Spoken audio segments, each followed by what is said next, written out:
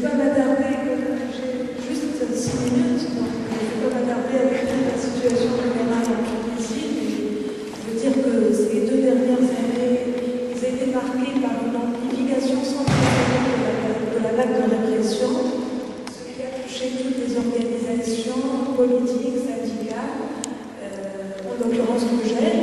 Donc il y a eu une vague d'arrestation des étudiants syndicalistes suite à un sitting qu'ils ont organisé au foyer universitaire de la Manouba. Il y a eu 30 arrestations d'étudiants parce qu'ils revendiquaient un logement à l'universitaire, ainsi que d'autres mouvements aussi d'étudiants qui étaient gravement réprimés. Les peines de prison ont varié entre 1 mois de prison et 1 an de prison, et des poursuites judiciaires. Il faut dire que les jeunes aujourd'hui en Tunisie, essentiellement les étudiants syndicalistes de l'UGEL, sont victimes de différents types d'harcèlement.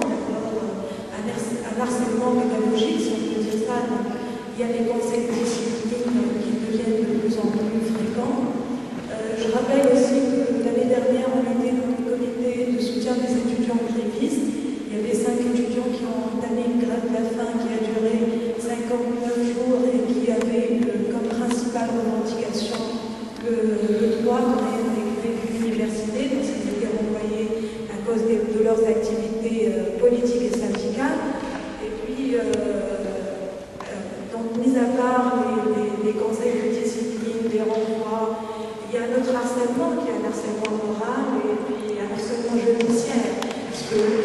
Parce qu'il y a un certain nombre d'étudiants à qui on a relevé des anciens procès et d'autres qui ont été jugés, mais la peine a été reportée, donc ils vivent sous la menace, menacés. En fait, ils ont peur d'entretenir une action parce qu'il y a ces lourdes peines de prison qui reposent encore sur leurs écoles. Et puis j'ai un peu le train parce que je n'ai pas l'habitude de parler devant toutes ces personnes. Et si tu n'avais pas le train, qu'est-ce que tu aurais dit alors? Et puis il y a la situation des étudiants aussi qui subissent un autre genre d'harcèlement parce que quand on parle de femmes étudiantes, il y a aussi un harcèlement moral et mis à part la torture, parce qu'on s'attaque aux mœurs. Donc il y a pas mal d'étudiantes à qui on fait de procès qui ne sont pas des procès syndicaux, par exemple l'ivresse, ce genre de procès.